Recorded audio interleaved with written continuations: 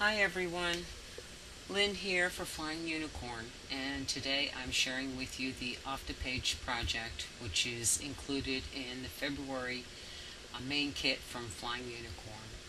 I'm going to be sharing two faux techniques with you today, the first of which is a faux rusting technique. I actually got the idea and the inspiration from Andy Skinner, and below the video I will put a link to his original video on this rust technique that he's done. I've kind of changed up a few things because of the products that I had or didn't have, but still made it work.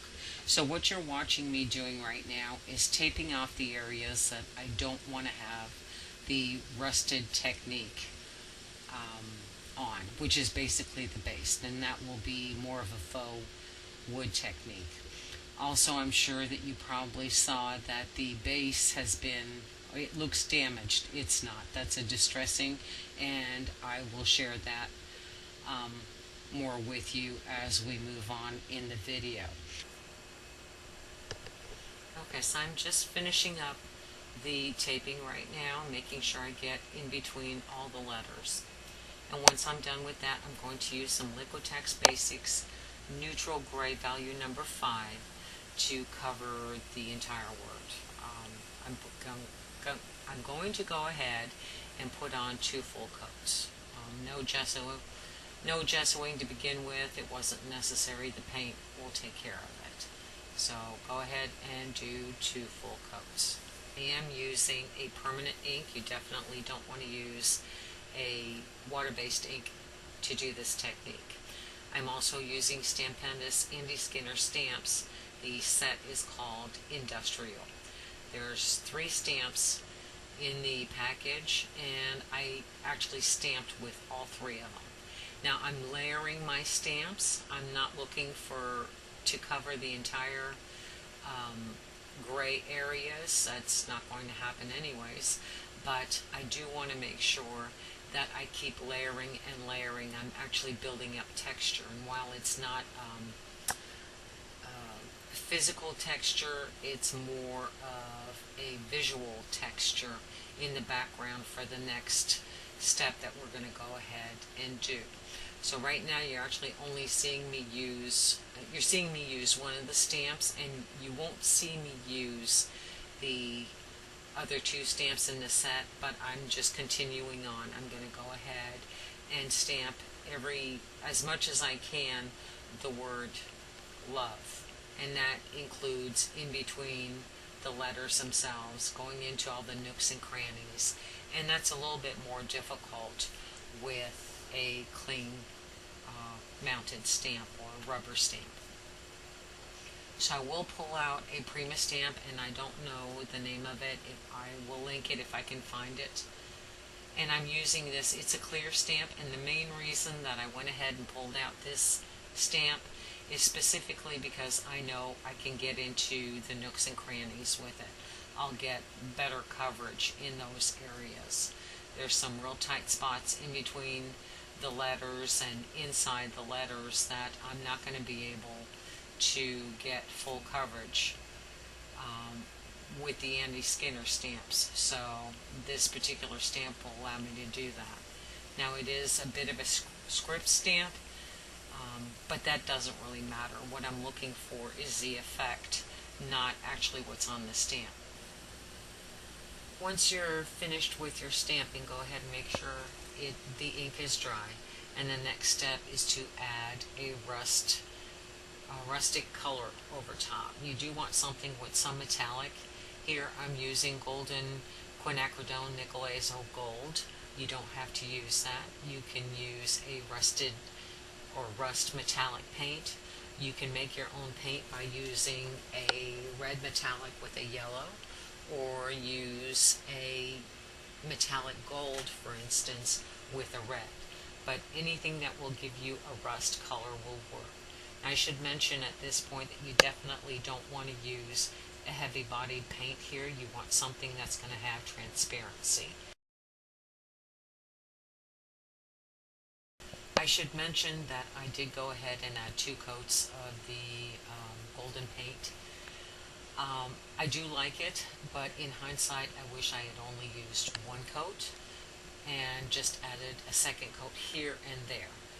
The main reason for that is because with just 1 coat, you could see more dimension in the paints, specifically more of the yellow colors, and I actually preferred that look much better. The next step is to add a matte finish to the rusted areas. Normally rusted products aren't.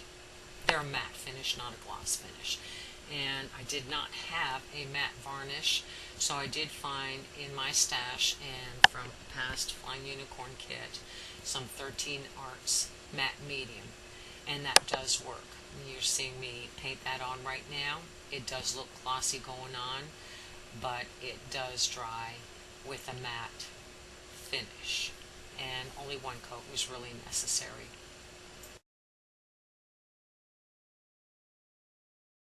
The next step is to go ahead and do the wood finish. You can see that the base, as I mentioned before, has already been distressed. That's not how it was when it came from Flying Unicorn. It was actually very nice black finish, and I went ahead and distressed it. I did that using my craft knife, and I made some gouges, I made some lines, I also took out some chunks on the edges, and as well I took out my little tiny hammer and just beat the base of the word with it. So basically I ended up with variations with some of the black and some of the beige undercolor of the wood piece itself.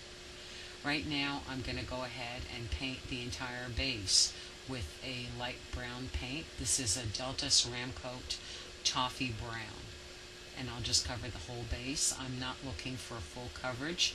You will see some of the black showing through. Once the light brown paint is dry, I'm going to go ahead and add a lighter gray paint over top. This is a Martha Stewart chalkboard paint. That was the only one I had in my stash. And I'm using a fan brush to put it on. If you're really good at doing a dry brush technique with a regular brush, then go ahead and use that. You don't want to cover all of the brown. You just want to go ahead and just basically give it striations is what you're looking for. So not full coverage, a light coverage, light hand with the actual paint. And you want to do all the areas that would be considered wood. Of course, you want to let that dry, and the next step is to add another color over top. I'm using Viva Decor chalk paint in Cappuccino, and I'm going to do the same thing that I did with the light gray paint, which is to use a fan brush with very little paint on the brush and an even lighter hand, and go ahead and cover the areas that would be considered wood, or that I'm considering wood. This is going to add depth and dimension to your piece, and you do need the variation in color. So in some areas you see a tiny bit of black, in other areas you'll see the light brown and gray, and then the final color, which is the beige. And once all this dries, it actually looks like a piece of wood. The next step in finishing the faux wood technique is to make, I guess what you would call either wormholes or what looks like a hole left over from perhaps a rusty nail or something like that. And to do that, I'm using a very tiny brush with burnt umber paint from Liquitex Basics. I'm just filling in the indentations that I made with the hammer. And I'm not looking for perfect circles. I'm not even looking for perfect coverage. I'm just putting a tiny dab of paint into each of those indents. If you feel, and I did feel that I didn't have enough of those wormholes, I went ahead and just added a few, and you wouldn't know that there wasn't an indent there. The final step, and unfortunately I didn't film this, was to wrap a little bit of twine around some of my letters, and over top of that I went ahead and glued on some rusted stars from Debbie's.